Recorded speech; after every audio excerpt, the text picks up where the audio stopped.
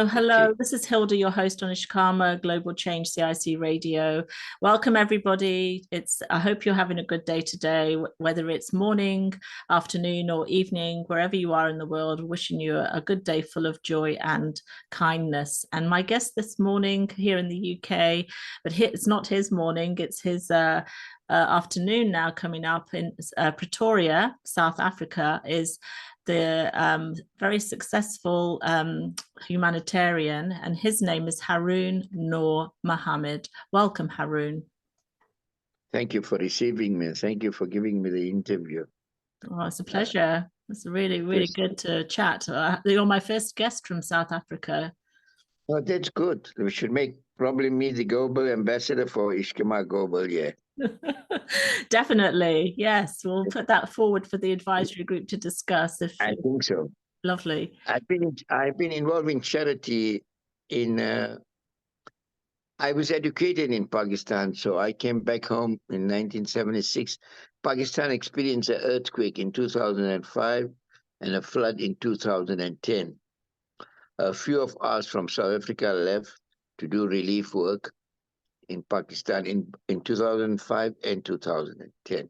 Mm-hmm. So we worked a lot with the foundation called ED Foundation. It is one of the largest one-man fund, charity organization. It has the world's largest ambulance network, home shelters, animal shelters, orphanages, and rehab centers. I was fortunate enough to have worked with a person called Mr. Abdul Sattar Edie. You can look him up. Mm-hmm. There's a beautiful book written by someone who says Mirror to the Blind. A very simple personality, one man show with his wife, phenomenal, beyond humanity. Mm. Unfortunately, was not given the Nobel Peace Prize, which should have been given, Okay. bigger than the Red Cross.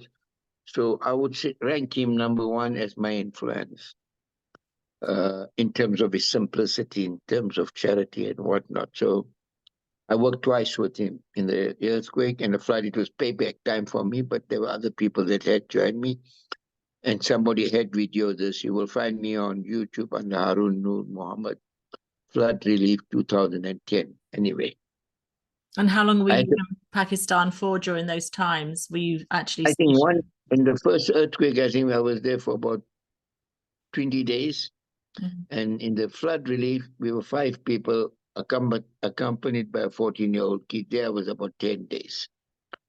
But we worked with other organizations also, including the Foundation.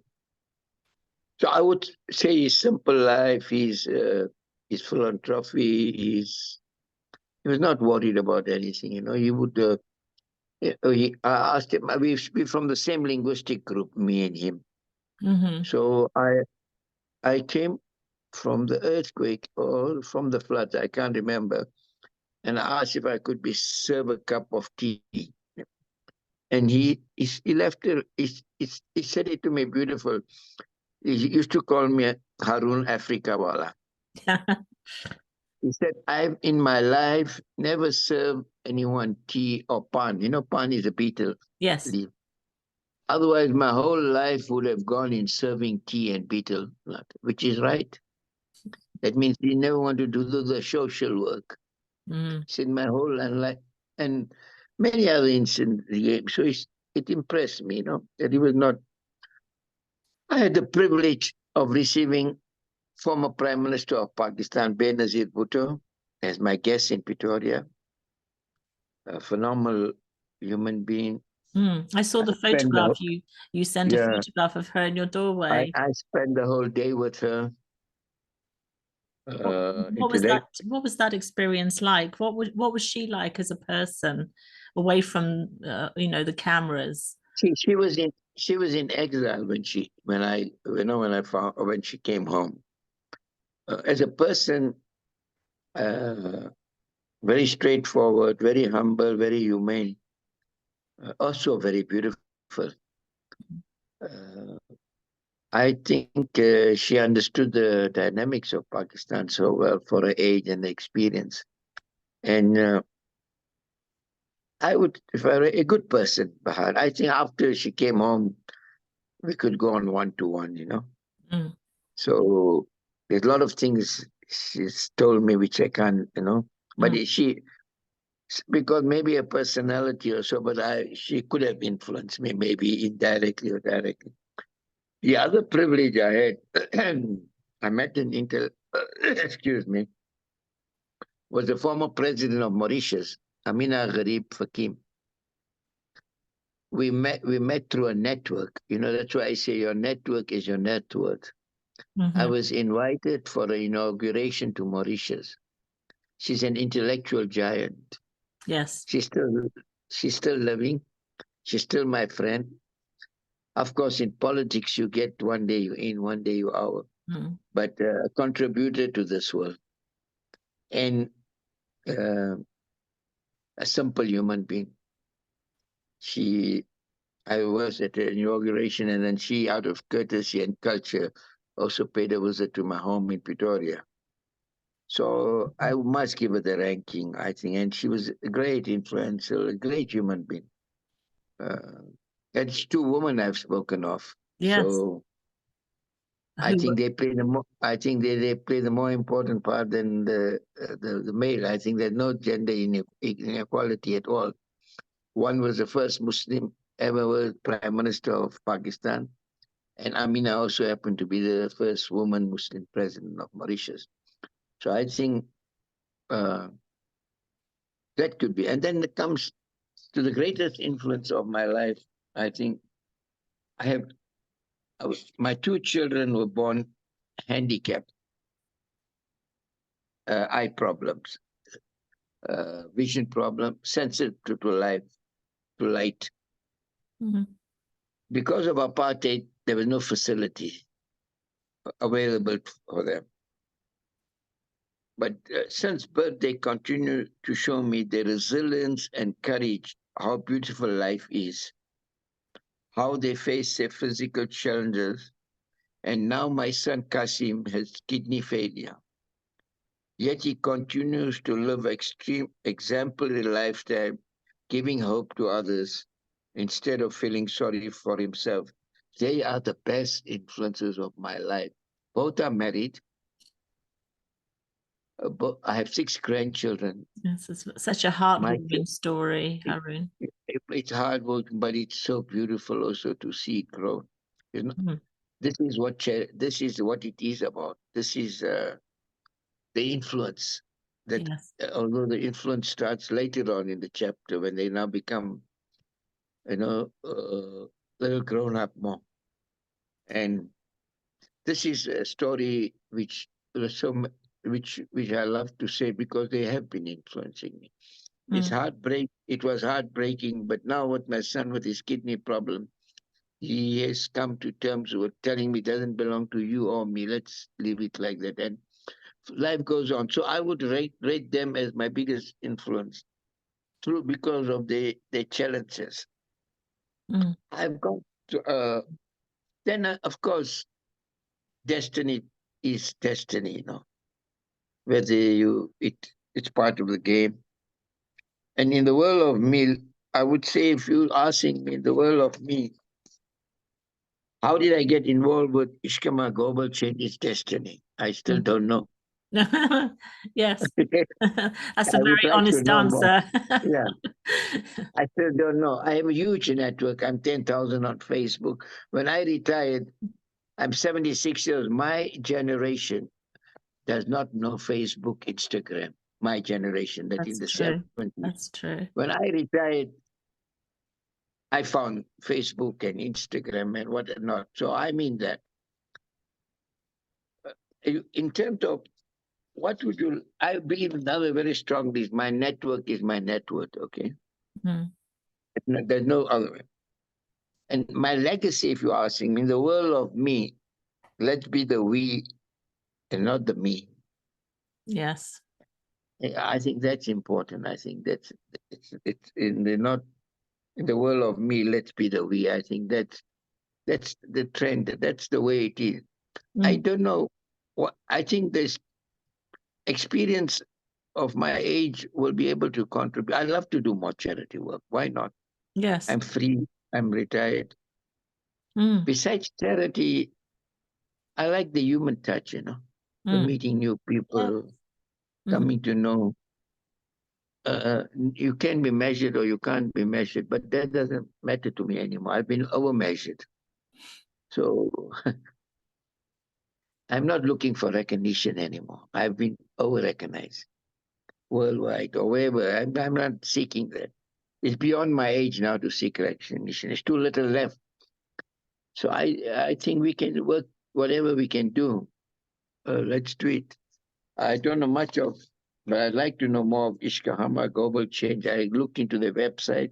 I think we can be represented in South Africa and wherever. It's like, oh yeah, I'm a member of Rotary too. So I was at one time I was the strategic advisor to Rotary South Africa. Rotary is very similar to Ishkahama Global Change, I see, in terms, but names can be, rose must be, you can call a rose any name, it will still smell as, the fragrance will be there. So I think Ishkahama is doing a lot of good. I like to know more of them. They seem positive. They've done an interview with me. Yeah. So what else would you like to ask? I would like to ask you about how apartheid affected you in South Africa, Yeah, and what you had to do, because it was massive. People had to leave the country, didn't they? It affected me so badly. I was a graduate. I did my BCom, BBA honors, MBA, recognized, came back in 76 thinking I'd get a job in this country. Apartheid affected us since I was a kid. We had our businesses, we had to move with the group areas. But when I moved to Pakistan and I came back, that was 1976, highly qualified. I had jobs all over the world, but because of my situation, my children, vision, and all that, I could not move, and I felt at home here. I've got my roots are here. I was intellectually destroyed by apartheid. They couldn't get me a job. You know what? It created chaos in my life Because you because had I all was these qualifications, you had an MBA. obviously. What would you do? I mean, and because of your race, and more so the foreign companies there were giving me answers, that we haven't got toilet space for you, or where are you going to eat, all hurtful. That was apartheid. It's happening now somewhere else in the world. But it was said, Mandela, it was said, and it was also very sad that I couldn't sue them. It was part of the deal, as they say. I tried suing them in America, and not me, some other, we tried to do a crowd suing, and I think that was part of the deal, that you can have the truth and reconciliation things in South everybody. You can't sue us. So, and they were, they do control the economy. That was hurtful apartheid, not only to me, to the entire non-white population of Southern, in fact, more to the blacks than anybody else. They classified us as And Indian. did you see that colored. changing under Mandela? Did you see changes when he became president? You got freedom, obviously, massive changes in terms of human rights. Mandela, it was a non-violent revolution. So obviously, with Mandela, they fought for it. You know what I mean? A lot of Indians, now not everybody fought. It was a good example of, but it was very cruel for very long. And the world stood by, and knew it was there, and they did nothing. There were some elements internationally that boycotted I think from South Africa. in the last 10 years before Mandela was released, that they realized that they would lose too much if they did not do a peaceful revolution. Yeah, and it all worked out. Yeah. That's part of the game. Who works it out, I don't know. But I'm not. But of course, there was apartheid is and will always remember to be cruel. And the word apartheid now is used all over the world where there is injustice. So apartheid had you don't have to use anything else but the word apartheid in any part of the world. Mm.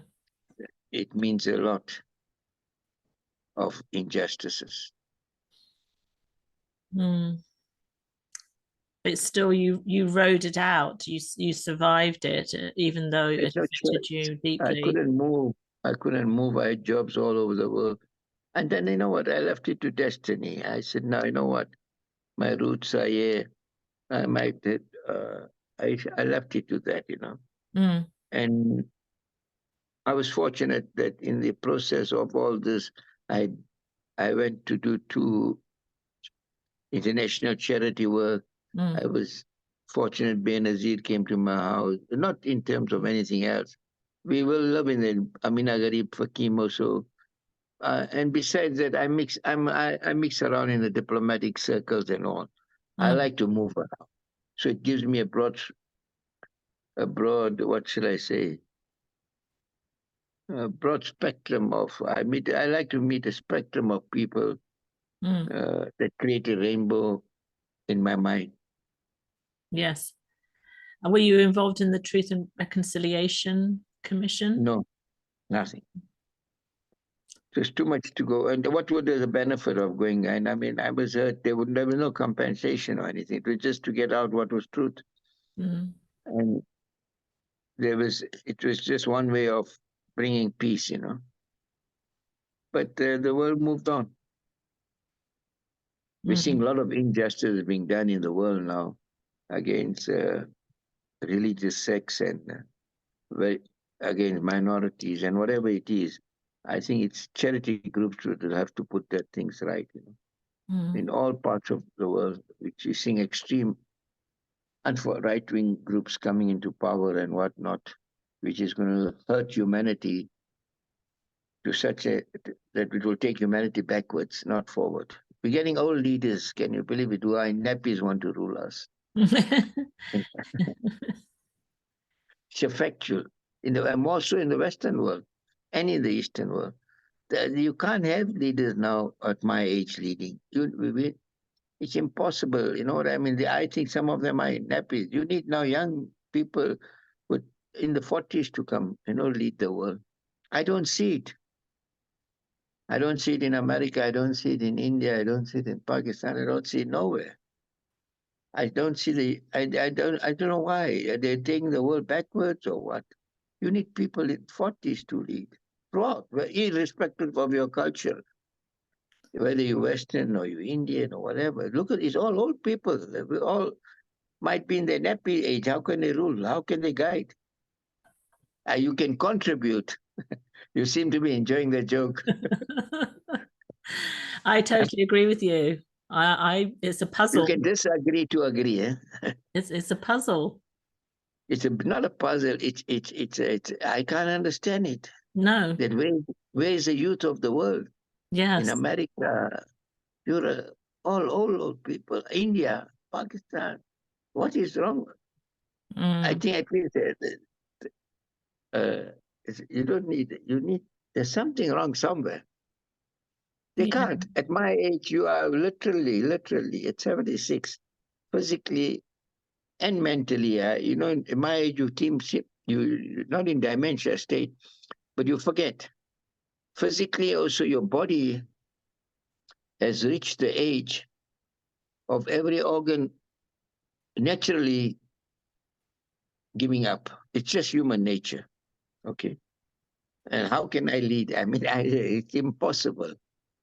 I don't, you know, it shouldn't be, Well, I but it's mean, happening. there's different leaderships. I understand in terms of leading maybe a nation, but you can still be an influence in Yeah. the Oh, yeah. You can community. inspire. Yeah. You can Yes. inspire by your experience. You can Yes. inspire. I'm on the social network very strongly. I'm on Facebook, 10,000. I'm on WhatsApp. I know. You come up, I'm on. I'm 76 years old. I don't think in my generation there's anybody on. But that you can inspire, not necessarily to, to be leadership, but of course you take leadership, but it's in a different pattern, not a nation, Mm. a people, yeah, a people like you or people who are or for people who want to serve humanity. You Yes. can give your experience down the lane, Yes. I And love it. frankly, I personally turn away from leaders that go to war, that, are putting bombs into places where No, it's ugly. children are being killed. We, That's for me isn't a leader. most of over the years of reminiscing, I think the greatest fall of humanity at the moment we are witnessing is the Palestine no ceasefire. Yeah, It's beyond humanity. I'm not because I'm a Muslim, but it's beyond humanity, and it's a money power. mm, Unfortunately, the Western powers are part of it. We witnessed it in Bosnia, but this is human catastrophe never witnessed by mankind as before. I agree. I have It's friends who work you for the Red cannot Cross. see, irrespective of your religion, of your culture, you can never see children and women being bombed. Yes. And it's not it's. I think every human being has to condemn this, irrespective of his religious or whatever affiliation. This cannot be allowed. And you know what hurts me more? We can't stop it. How can You don't think we can stop it? no, we can? Of course, there must be a movement, great Yes. movement, and there must be a great movement. It does happen. There's a great movement took place in Bangladesh now with the students. The world has to get up. This cannot go on. You'll send the world back 100 years back. They've already bombed it to Stone Age, but you can't take mothers and children away. It's irrespective. It can be done. If we allow this time, it will be used by all other places to be done. Mm. There has to be something. This is an issue which I think must highlight the world. It must connect people as human beings to condemn No, this. you can't. No. How can you Because see children dying exactly, and mothers dying? exactly. This is For in. what? For a piece of land. Come take land from us. We've got so much land here. Yeah. It's too terrible. Anyway, what you do say to carry on with your question. And I just gave my thought on that. No, I agree. I mean, I used to work for the Red Cross and Red Crescent like Yeah, I can you. understand you. And my friends who work there have said it's the worst humanitarian situation they've ever seen, worse than Sometimes Syria, worse than Sudan, worse than anywhere, I can, Afghanistan. I can understand people on what they say that I can make out humanity. What you say, I can reach you. It's my Mm. experience. I can see the human side of you. So, put any other question you would like to Yes. ask. Yes. So you are a good humanitarian. You had the influence from your children in particular to teach you many things, operating from a big heart, a place of a big heart. And you mentioned about your legacy briefly at the start of the interview. What you've already had many ripple effects of a legacy with what you've done in this world. Is there anything else before you pass into the other world that you'd You like you to will do? you will carry my legacy. I think Yeah. you will. Well, What I is see. Well, what is legacy? I don't know. How? What do legacy is unless okay. So legacy is, let's say you have 6 months left to live. What would you be doing in the last six oh, months? I be praying to God to make it easy. Okay. Yeah. You gave me a short time, but no, I would like to meet people more like you in the last 6 months that can carry on. Our networks will bring it's not your network will be your net worth. It is our networks that will bring our legacy. Hmm. It's not the other way around. Your net worth will never bring your legacy. It is your network that will bring your legacy, Your network will bring your legacy, not your not your net worth. net worth. Mm. That is that is the philosophy. That should be that is my philosophy. See, I'm not a rich man, so but my net, there's too many people got money. Your net worth does not bring your legacies, your network and your work. Your legacy is not only defined by charity, defined by how you treat other people. What is your contribution intellectually towards life? Or how nice. I think the network will carry my legacy and not my network. So There's too many in the network to carry legacies, too many. people do have a big fixation on making more and more money as the barometer of success, don't they? But some people give a lot, like Bill Gates, and some examples, to the world, Ratan Tata, which have made money look silly, and they've given everything what they possess. Those are legacies, not that they worked, they made money, gave everything back to humanity. Those are great legacies in terms of money, but few have set examples like Ratan Tata, Bill Gates, and whoever in those few.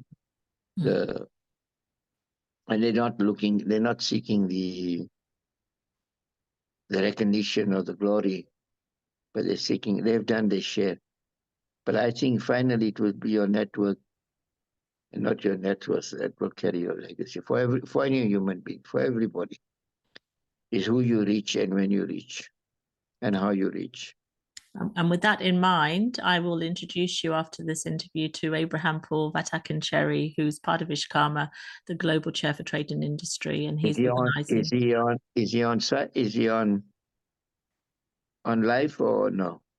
He is. He's on WhatsApp. He's in the WhatsApp group. So okay, fine. Yeah, you can You're join. going to add me. You're going to add me to the WhatsApp group. Yeah, fine. Yeah, and he's going to be in Africa as well in a couple of weeks' time for a big festival. Let him visit me. Is he coming to South Africa too? Oh, well, maybe he will if he meets you in time. Maybe he'll manage to fit that in. So are you part of this global Ishkahama global change? Yeah, I'm on the advisory group. Ishkahama, I think, is a Persian word. That's what they said. It actually comes, so the person that founded it, her name is Abinash Baines. I don't know if you've met her. And Abinash Baines has 2 daughters, and she incorporated the names of her daughters. One has Ish in her name, one has Karma in her name. Okay. Made Ish Karma from her daughters' names. So, that's good. Yeah. So she was greatly influenced by her children. It's an NGO charitable organization, am I right? It's a non-profit community interest company which supports people with their mental health using natural complementary methods, holistic health. And in my culture, unfortunately, we do not recognize mental health. You know that? No, I didn't. No, the Indian, when I talk of Indian, I mean the race Indian. We always ignored mental health. From a psychological point of view. Why is that? That's my observation. I don't know. Now, of course, different. I'm talking early days. Are you with me? And mental health is an illness. Are you with me? Mm-hmm. So I know we growing up in that race, I noticed that they ignored mental. Of course, not now. Now, of course, they're taking it on, and it's a very big issue. But even if you travel through the subcontinent, India, Pakistan, Bangladesh, which is half the world, they never recognize mental health. It was more of a. It was not besides recognition. It was like a taboo. Yeah, there was a stigma around it. Yeah, exactly. Like a shame around it. Yeah, now of course it's good that they recognizing it as an illness. That is factual. I don't know about China much, but I know my culture. I know the subcontinent did look it as a taboo, and there was so much of mental illness. I think it's in every family also doesn't recognize it much. But now, of course, there's an awareness. There's an awareness now, thankfully. Where there is a taboo is about autism. Nowadays, more children are being diagnosed as autistic, and people don't talk about that. Exactly. People don't talk about handicapped people, unfortunately. And you need to talk. You need to explain. Yes, we need to explain. There's nothing to be ashamed of. No, it's a greatness. It's a gift of God. You know what? that you get these opportunities to serve. Now, And I it will is also only, introduce you, Haroon, to a Meenakshi coach, who's the vice chief executive of Ishkama, because she's leading a movement to help parents and children who are autistic. so it looks like the next conference would probably be in South Africa, if I'm optimistic. I hope so. Yeah, listen, everybody. We will have the next conference in South Africa next year. Oh, it will Make be it beautiful. happen. Make it happen in Pretoria. Yeah, and it will give the boomerang effect. So I propose that the next conference we have in South Africa, in Cape Town, In Cape Town. it must be summertime in Cape Town. Of That course. will be from September to December or January. I can't I don't know wait. when do they have a conference? Annually? Yeah, well, this year it was May, June. So Wait, next year, shall we say September sometime? yeah, it would be great if it would be something unique. I think you have to, and it's you'll able to attract the wives of this continent, which Okay. we have to serve. This continent has so many of illness. Africa is weak in health, and Africa needs more attention than any other continent, with AIDS and with whatnot. So I think it's good if we have a conference and invite the world to come and meet us. Put it to your what? You're on. Everybody listen, Haroon's inviting us to Cape Town, so we must make it happen. Will I get a copy of this video and audio? Or of course, yes. I will send it to you very soon. And you will edit what you'll have to edit, I suppose. And this will be on the Ishkama website very shortly, and it'll be on Spotify and on YouTube for the video. Are you going to edit it? I know it'll be as it is, unless it needs editing. And you've been an interviewer and all your life. What do you think was how good the interview? How would you rate it? I'm fascinated by everything you've mentioned. I could talk to you for hours. So thank you very much, Haroon. It's been a pleasure to have you on the show. And thank you for your time.